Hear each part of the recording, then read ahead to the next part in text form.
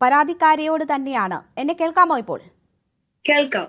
ആ, ഇവിടെ ഇപ്പോൾ ഒരു ഫോൺ അന്വേഷണ സംഘം കൊണ്ടുപോയി അവരുടെ കൈവശം വെച്ചിരിക്കുകയാണ് എന്ന് പറഞ്ഞല്ലോ.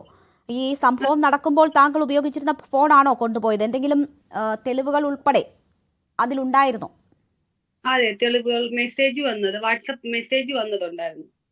എന്നുവെച്ചാൽ ഈ താങ്കളെ അവിടെ കുടുക്കുന്നതിന് വേണ്ടി അവർ അയച്ച മെസ്സേജുകൾ അല്ലേ? അല്ല, എന്നോട് ഇവര് എന്നെ ഭീഷണിപ്പെടുത്തിയോ എന്ന് ചോദിച്ചു. തിരിച്ചു ചെല്ലാൻ പറഞ്ഞുകൊണ്ട് ഭീഷണിപ്പെടുത്തിയായിരുന്നു. മെസ്സേജ് അയച്ച് തിരിച്ചു ദുബായിക്ക് ചെല്ലാൻ പറഞ്ഞുകൊണ്ട്. ആ ഒരു പിന്നെ കോളുകൾ വന്ന ലിസ്റ്റ് ഒക്കെ ഉണ്ട്.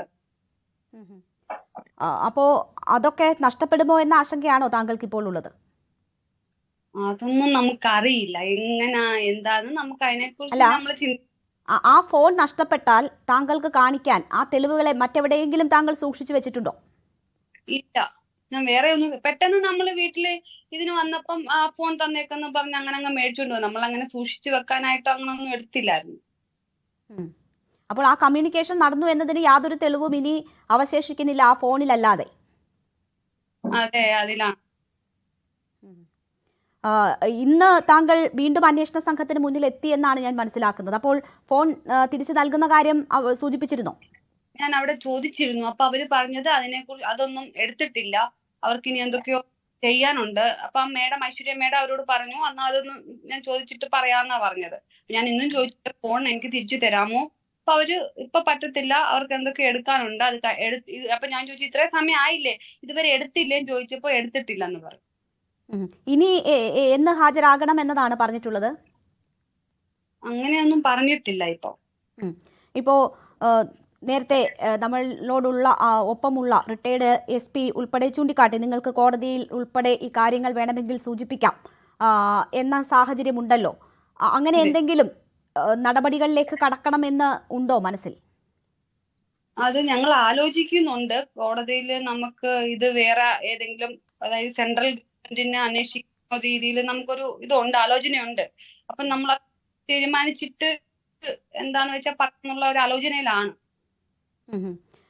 ഇന്ന് നിവിൻ പോളി, താങ്കൾ ആരോപണം ഉന്നയിച്ച നിവിൻ പോളി മറ്റൊരു പരാതി കൂടി നൽകിയിട്ടുണ്ട്. ക്രൈംബ്രാഞ്ചിന്റെ അന്വേഷണ സംഘ തലവനാണ് അദ്ദേഹം ഇന്ന് പരാതി നൽകിയിരിക്കുന്നത്. നേരത്തെ DGPക്ക് മെയിൽ അയച്ചിരുന്നു, പരാതി ഇമെയിൽ മുഖേന അയച്ചിരുന്നു. അതിന് പിന്നാലെയാണ് ഇപ്പോൾ ഇങ്ങനെ ഒരു പരാതി നൽകുന്നത്. അതിൽ പറയുന്നത് ഇതൊരു ചതിയാണ്, പിന്നിൽ സിനിമാ മേഖലയിൽ നിന്നുള്ളവർ തന്നെ ഇതിൽ ഉൾപ്പെട്ടിട്ടുണ്ട് എന്നാണ് ഇപ്പോഴത്തെ ഈ പരാതിയിൽ പറയുന്നത്. ഇന്നിപ്പം എനിക്ക് എന്റെ മൊഴി എടുത്തത് വെച്ച് നോക്കുവാണെങ്കിൽ ആ കൊടുത്ത കംപ്ലൈന്റിന്റെ പേരിലാണ് ഇന്നത്തെ മൊഴിയെടുപ്പെന്ന് എനിക്ക് നമുക്ക് മനസ്സിലായത്. കാരണം അങ്ങനത്തെയുള്ള ചോദ്യങ്ങളാണ് ചോദിച്ചത്. എന്തൊക്കെയാണ് എന്തെങ്കിലും പറയാൻ പറ്റുമോ, നമ്മളോട് ഷെയർ ചെയ്യാൻ പറ്റുന്ന?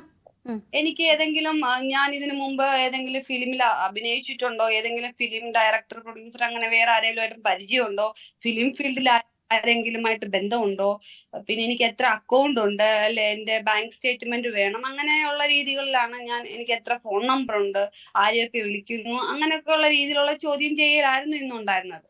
എന്തുകൊണ്ടായിരിക്കും ഇതൊരു ചതിയാണെന്നും അതിന് സിനിമാ മേഖലയിൽ നിന്ന് തന്നെ ആളുകൾ ഉൾപ്പെട്ടിട്ടുണ്ടാകും എന്നും ഒരു പരാതി വരുന്നത് ഏത് സാഹചര്യത്തിലായിരിക്കും? താങ്കൾക്ക് എന്താണ് തോന്നുന്നത്?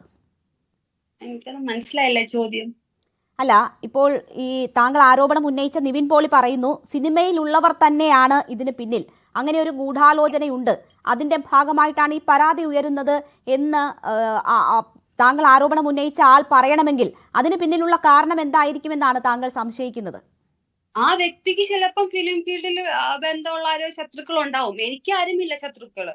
ഞാൻ അവിടെയും ചോദിച്ചത്, ഈ നിവിൻ എന്ന് പറയുന്ന വ്യക്തി ലാസ്റ്റ് കിടക്കുന്നു. ഞാൻ ഒന്നാമത് എന്റെ കേസിൽ കൊടുത്തേക്കുന്ന AK സുനിൽ എന്ന് പറയുന്ന പ്രൊഡ്യൂസറാണ്. അദ്ദേഹം ഇതുവരെ വെളിയിൽ വന്നിട്ടില്ല. ഈ വ്യക്തിനെ പരിചയപ്പെട്ടതിന് ശേഷമാണ് ഈ നിവിൻ എന്ന് പറയുന്ന ആളെ ഞാൻ പരിചയപ്പെടുന്നത്. അവരിൽ നിന്നൊന്നും വിവരങ്ങൾ ശേഖരിക്കുന്നില്ല എന്നതാണോ? അതായത് ഞാൻ കൊടുത്ത കംപ്ലൈന്റിലെ ഒന്നാം പ്രതിയായ വ്യക്തി ഇതുവരെ പുറത്തു വന്നിട്ടില്ല. നിവിൻ മാത്രമാണ് വന്നിരിക്കുന്നത്. അപ്പൊ ഇവരെയൊക്കെ വിളിച്ച് അന്വേഷിക്കാതെ എന്നെ മാത്രമാണ് ഇപ്പോഴും ചോദ്യം ചെയ്തുകൊണ്ടിരിക്കുന്നത്. ഇവരെ ഒന്നും വിളിക്കുകയോ ചോദ്യം ചെയ്യുകയോ ഒന്നും ചെയ്തതായിട്ട് എനിക്ക് അറിവില്ല. പാസ്പോർട്ടും വെരിഫിക്കേഷൻ ചെയ്തു എന്നാണ് അറിയാൻ പറ്റിയത്. ഉം. ഇപ്പം ഞാൻ കൊടുത്ത പാസ്പോർട്ടിൽ അവർ ഇല്ലെങ്കിൽ ചിലപ്പോ എന്നെ എപ്പോഴേ പിടിച്ച് കേരള പോലീസ് അകത്താക്കിയേനെ. ഞാൻ കള്ളത്തരം പറഞ്ഞോണ്ട് ചെന്നെങ്കിൽ ആന്നും പറഞ്ഞോണ്ട്. കാരണം അവരുടെ പാസ്പോർട്ട് വെരിഫിക്കേഷൻ ചെയ്തപ്പോ അവര് ഞാൻ പറഞ്ഞ ഡേറ്റിൽ അവിടെ ഉണ്ടല്ലോ. അതുകൊണ്ടല്ലേ ഞാൻ പുറത്തിരിക്കുന്നത്. ഈ സിനിമാ മേഖലയുമായി ബന്ധപ്പെട്ടുള്ളൊരു ഗൂഢാലോചന ആരോപിക്കണമെങ്കിൽ താങ്കൾക്ക് അവരോട് സഹകരിക്കുന്നത് തന്നെ സിനിമയിൽ അവസരം കിട്ടുമോ എന്ന് പ്രതീക്ഷിച്ചായിരുന്നു. പക്ഷെ അത് നടന്നില്ല. അതിന് മുൻപോ ശേഷമോ എപ്പോഴെങ്കിലും ഏതെങ്കിലും തരത്തിൽ സിനിമാക്കാരുമായി ബന്ധമോ അങ്ങനെ എന്തെങ്കിലും ഉണ്ടോ? എന്തുകൊണ്ടായിരിക്കും അങ്ങനെ ഒരു ആരോപണം താങ്കൾക്കെതിരെ ഉന്നയിക്കുന്നത്? എനിക്ക് ആ ഫീൽഡിൽ സുല്ലെന്ന് പറയുന്ന വ്യക്തിനെയാണ്, ഈ പ്രൊഡ്യൂസറിനെയാണ് പരിചയം. പുള്ളി മുഖാന്തരമാണ് ഇതൊക്കെ ഇപ്പൊ ഈ സംഭവങ്ങൾ ഇത്രയും ഉണ്ടായത്. ഇതൊക്കെയാണ് പ്രശ്നങ്ങൾ ഉണ്ടാക്കി ഇത്രയും ആകേണ്ടത്. അല്ലാതെ എനിക്ക് വേറെ ആൾക്കാർ എന്തോമില്ല. എനിക്ക് ഫിലിം ഫീൽഡിൽ ശത്രുക്കളൊന്നുമില്ല. നിയമ നടപടിയുമായി മുന്നോട്ട് പോകാൻ തന്നെയാണോ തീരുമാനം? നിയമം അത് മുമ്പോട്ട് അതുപോലെ തന്നെ പോകട്ടെ എന്നാണ് ഞാൻ വിചാരിക്കുന്നത്. കാരണം ഞാൻ സഹകരണ സംഘവുമായിട്ട് എന്റെ അവര് പറയുന്നതെല്ലാം ചോദ്യം ചെയ്യലും ഞാൻ അവര് പറയുന്ന ഡേറ്റിൽ പോകുന്നു. അവര് പറയുന്ന പോലെ തന്നെയാണ് ഞാൻ മുമ്പോട്ട് പോകുന്നത്. ഞാൻ വേറെ അതായത് ഒളിവിൽ പോകും അങ്ങനെ ഒന്നും ചെയ്തിട്ടില്ല. ഒരു ഘട്ടത്തിലും ഇതിൽ നിന്ന് പിന്തിരിയില്ല? ഇല്ല, ഞാൻ മുമ്പോട്ട് തന്നെയാണ് പോകുന്നത്.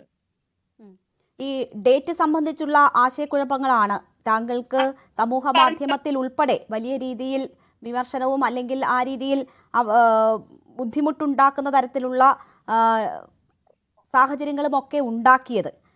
അതിൽ താങ്കൾ ഒരു വ്യക്തത വരുത്തിയതാണ്. എങ്കിൽ പോലും എന്തുകൊണ്ട് അങ്ങനെ തീയതികൾ മാറിപ്പോയി, അങ്ങനെ ഒരു സാഹചര്യം ഉണ്ടായി? അത് ഞാൻ പറഞ്ഞ ഡേറ്റ് അവര് കറക്റ്റ് എടുത്തിട്ടില്ല. ഞാൻ പറഞ്ഞല്ലോ ഇതെന്തോ അജണ്ട ആയിരിക്കാം, ഇന്ന 15-ാം തീയതി വരെ എന്ന് മാത്രം അവർ അതിൽ FIR രേഖപ്പെടുത്തിയത്. അത് നമുക്കറിയത്തില്ല എന്തുകൊണ്ട് അങ്ങനെ സംഭവിച്ചു എന്ന്. അപ്പൊ എനിക്കിപ്പോ ഏകമുള്ള ഒരു വഴി, ഞാൻ ദുബായിലെ ഭരണാധികാരിക്ക് ഒരു മെയിൽ അയക്കാൻ പോവുകയാണ്. നമ്മളിങ്ങനെ ഒരു കേസുമായിട്ട് ബന്ധപ്പെട്ട് നടക്കുന്നു, കേരള ഗവൺമെന്റിന് അതിനെക്കുറിച്ച് അന്വേഷണം അട്ടിമറിക്കുന്നു എന്നുള്ള രീതിയിൽ ഞാൻ അവിടോട്ടൊരു മെയിൽ അയക്കാൻ പോവുകയാണ്. അവർക്ക് എന്നെ ഹെൽപ്പ് ചെയ്യാൻ പറ്റുമെന്നാണ് എൻ്റെ ഒരു വിശ്വാസം. ഈ താങ്കൾ ഒരു ചാനലിനോട് പറഞ്ഞ തീയതിയിൽ അവർ ഇവിടെ ഉണ്ട്, ഈ നടൻ കേരളത്തിലുണ്ട് എന്നതാണ് അവർ ഈ കേസിൽ നിന്ന് ഒഴിവാക്കണമെന്ന് ഉൾപ്പെടെ പറയാൻ കാരണമായി ചൂണ്ടിക്കാട്ടുന്ന കാര്യം. യഥാർത്ഥ തീയതികൾ ഏതാണ് എന്ന് താങ്കൾക്ക് വെളിപ്പെടുത്താമോ? ഇപ്പോൾ ഞാൻ നവംബർ 2 തൊട്ട് 6 വരെയും ഡിസംബർ 6 തൊട്ട് 17 വരെയും എന്നുള്ള ഡേറ്റ് ആണ് ഞാൻ പറഞ്ഞേക്കണത്. അതായത് ഫസ്റ്റ് മൊഴി കൊടുത്ത ഡേറ്റിൽ അതാണ് ഞാൻ പറഞ്ഞത്.